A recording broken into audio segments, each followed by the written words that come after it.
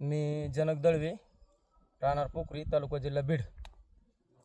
आपल्या सिमला मिरचीला आज 1.5 ते पावणे 2 महिने झालेले आहेत। आम्हाला भुजबळकर साहेबांचा कॉन्टॅक्ट हे फेसबुकद्वारे भेटलं व त्यांच्या संपर्कात जाऊन आम्ही सिमला मिरचीला शेड्यूल घेतला। ह्याच्या अगोदर बी सिमला मिरची करत होतो आम्ही, पण असे प्लॉट आणि असा माल कधीच आला नाही आणि त्यातली त्यात यंदा तर मिरची आमच्याकडे आलीच नाही।